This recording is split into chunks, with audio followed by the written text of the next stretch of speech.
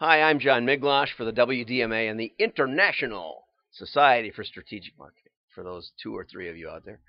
I was working on a model today, and we're going to do a modeling series, and maybe I'll shoot it over the weekend while I'm not doing this. But it's a lot of fun. It's a little bit stressful, and because you wonder, how much of this should I show to the clients? When I'm testing things like disabled veterans over 85% or something. And, you got to try kicking the stuff around and seeing what's working. So we're going to do a modeling series. Now that you have an idea of break-even analysis and lifetime value, now we want to get to the modeling. But the modeling is much more complicated. So, I like the idea that break-even starts with like 6 variables, and we go from there. That's reasonable. So anyway, last night I'm modeling till midnight or something, and I have a big meeting today, and I thought, I'm going to go find out what the news is tomorrow. And that's a kind of a high-risk proposition. But that's what I did this morning. So I got here and started looking, and then my computer was all froze up, so I had to reboot. I never reboot this computer. But anyway, one of the things I liked was, good morning, good morning. Look, I'm interacting with the followers. I never do that. But I decided I was going to relax, because I get these chest pains. I can't sleep at night. I'm dreaming about marketing news, right? And, so I got here this morning and I started thinking, well, I've never done a show on Wisconsin marketing news. I went down 2 full pages of Google, 2 full pages. And all I got was marketing jobs and other jobs, waitress jobs in Milwaukee and stuff like that. I don't know what Google's thinking on that, but it didn't work at all for Wisconsin. Or maybe nobody in Wisconsin does any marketing news. Ta-da, here I am. For those of you in Wisconsin or would like to be, it was about 35. It's going to get up to about 35 today. Sunny for a while, then snow flurries. When I was in high school, we were skiing by now. That weekend, first weekend before Thanksgiving. Deer season and ski season. So I decided this week at least I'm going to relax a little bit and find some fun stuff. And I actually went through probably more news today than I usually do, but I'm starting to put bookmarks on the news sources. There are marketing news sources, and not much good. But if you look at 7 or 8 of them, you'll find a story or two that you might want to talk about. So I've got Toys R Us gets new joint ownership structure.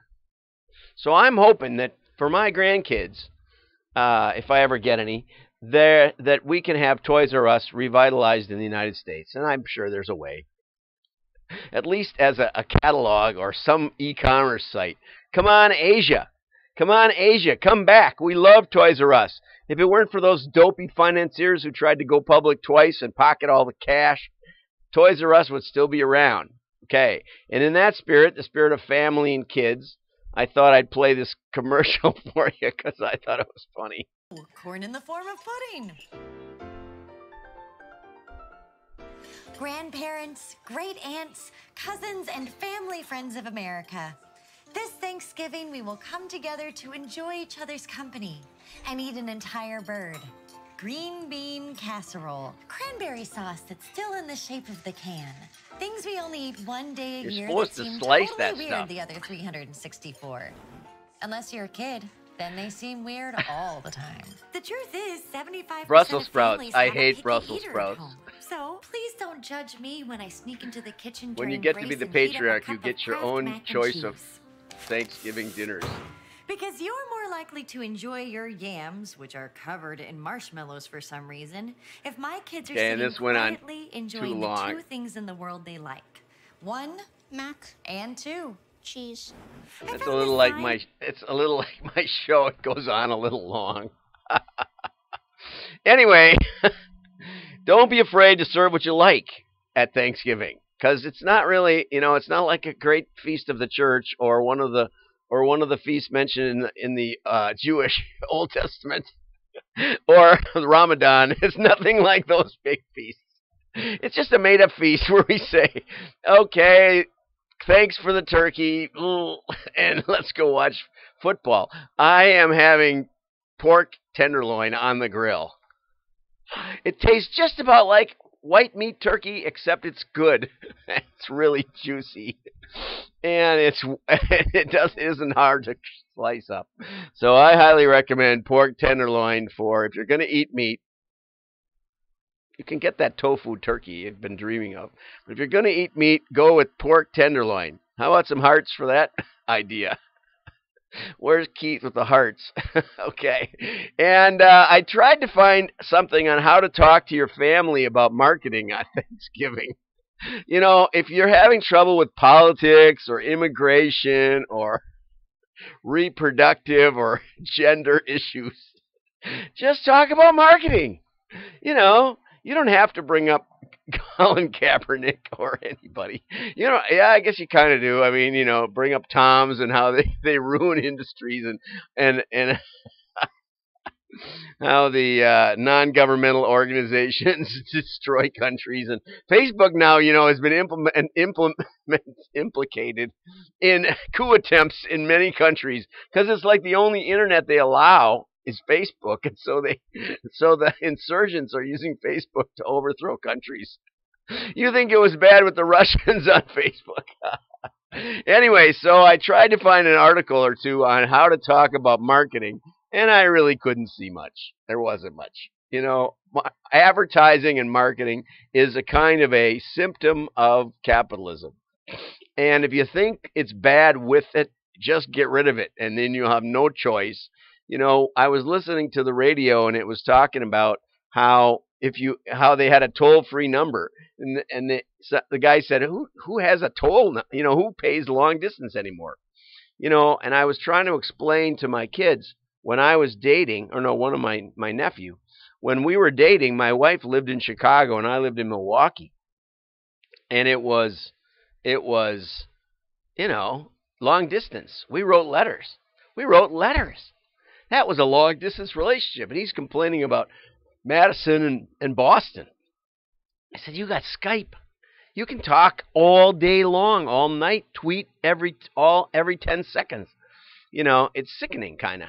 You'd be better off writing letters. In fact, the problem we had when we got married was that my wife said, where's the man that wrote those wonderful letters?